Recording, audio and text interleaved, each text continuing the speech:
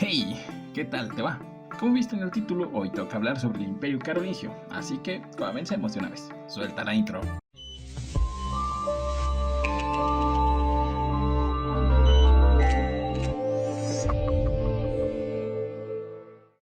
Si lo que buscas es un resumen, entonces ponme mucha atención.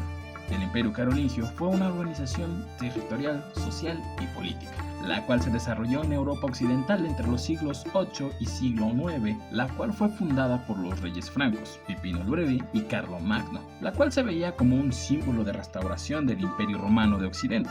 A pesar de que Carlomagno fue quien logró la unificación, los comienzos del Imperio Carolingio se deben a su padre, Pipino el Breve. Así se llamaba, yo no le puse nombre. Quien comenzó con el proyecto en el año 750. Su hijo luego continuó con la reforma en el ámbito administrativo, religioso, educativo y legislativo. Con el tiempo, el Imperio Carolingio se convirtió en una organización territorial, social y política que luego de su división en el año 843 con el Tratado de Verdún formó el Reino de Francia, lo cual dio como origen a la actual Francia. ¡Listo! Ese es el resumen del Imperio Carolingio. ¡Hasta la próxima! Está bien, ahora veámoslo un poco más a detalle.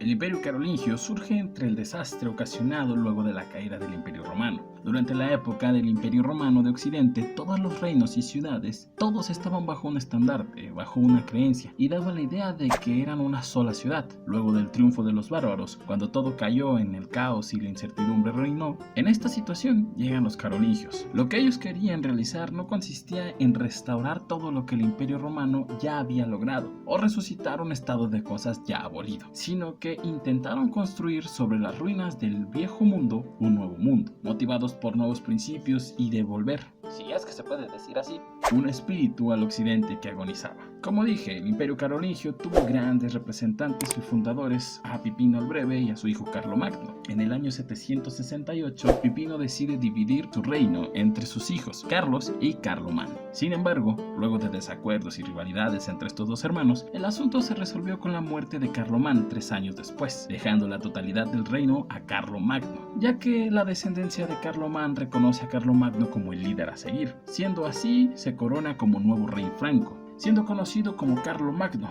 que significa Carlos el Grande, y fue uno de los monarcas de mayor prestigio de la Europa medieval. Cuando llega al trono, dos ideas eran las que tenía en mente: resucitar la unidad política del Imperio Romano y consolidar el cristianismo en toda Europa. Para lograrlo era necesario vencer y someter a varios reinos. Comenzó por someter a los sajones durante el 772 al 804, los cuales habitaban en el norte de Alemania. Los hostigó hasta convertirlos al cristianismo. Paralelamente a esto, libró varias batallas con los ávaros hasta lograr su exterminio. Estos eran un pueblo cuyo origen era mongol, pero amenazaba la zona de Baviera. Viéndolos como una amenaza inmediata, luego de muchas batallas, logró su exterminio. Al mismo tiempo, en el sur logró apoderarse del reino de los lombardos en Italia, en el año 774 después de Cristo, ya que estos no se llevaban bien con el Papa y se la pasaban molestando.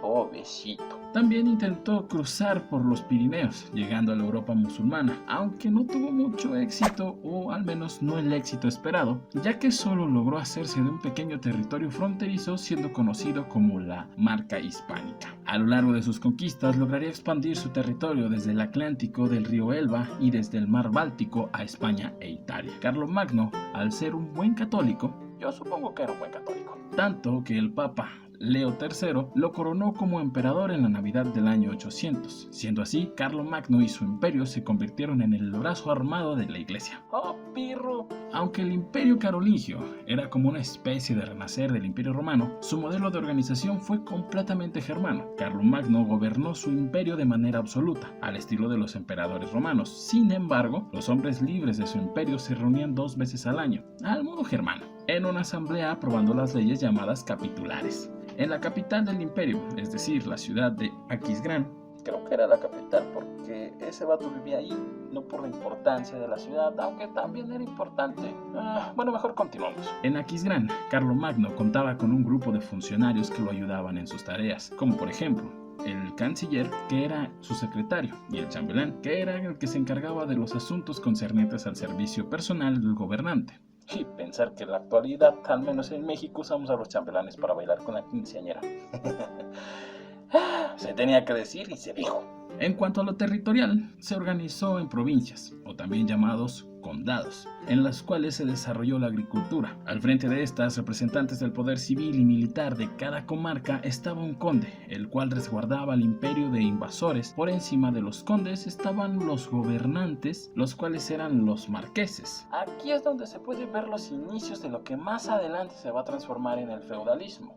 No es spoiler, yo nada más te digo. Tanto los condes como los marqueses estaban vigilados por el Missin Dominici, Un laico y un sacerdote. que en sus visitas a la provincia velaban por el cumplimiento de las órdenes del emperador. Carlomagno durante el imperio impuso y fomentó la cultura. En esa época era muy difícil encontrar a alguien que supiese leer y escribir. Si no estoy mal, el mismo Carlomagno no sabía leer ni escribir, era analfabeta. Con esto, impulsaría la construcción de las escuelas para la formación de funcionarios públicos y, claro, religiosos. Es de ahí de donde surge la Escuela Palatina, que funcionaba en Aquisgrán y que se destinó a la instrucción de los futuros funcionarios del Estado. Se comienza a construir escuelas para los monasterios, las cuales lograrán hacer grandes e importantes bibliotecas, en donde se logran almacenar gran parte de la tradición de la cultura latina. Hablando de la educación, Carlomagno reunió en la Escuela Palatina a las personas más brillantes y sabias de la época. Esto con el fin de dar la mejor educación. Lo que más resalta de la educación es que las personas que reunió no pensaban en componer grandes obras, sino en rescatar las obras de la antigüedad. Por eso se esforzaron, en primer lugar,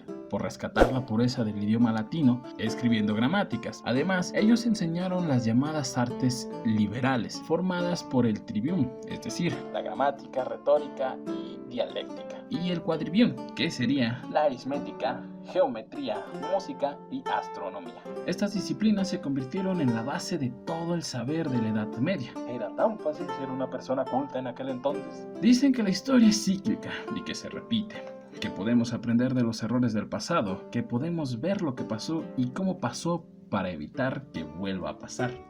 ¡Qué reflexivo ando hoy! Tras la muerte de Carlomagno en el año 814, el poder del emperador decayó. La creciente independencia de los nobles, la gran extensión de los territorios, la dificultad de las comunicaciones y las particularidades religiosas atentaron contra la estabilidad del imperio carolingio. Los condes y marqueses convirtieron sus cargos en hereditarios y buscaban desligarse de los monarcas. Por eso, el hijo de Carlomagno, Ludovico Pío, reinó en medio de violentos conflictos con la nobleza. Tras la muerte de Carlomagno, Ludovico Pío sería el que llegaría al trono, teniendo 3 hijos con su esposa, Irmigdal, o creo que así se pronuncia su nombre. El Tratado de Verdún.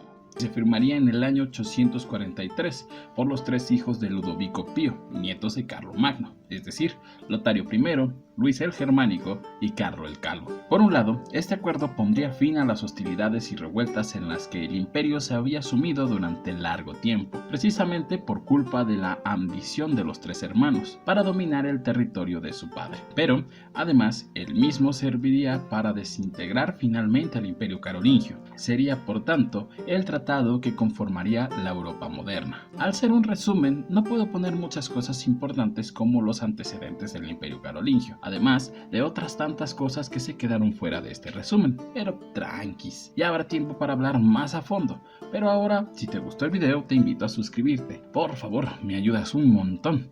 Comparte, que es gratis. Y como diría Natalan, al compartir estás participando en una rifa de absolutamente nada. Así dice. Comenta qué te pareció este video y nos vemos en la próxima. O nos escuchamos. Yonti fuera.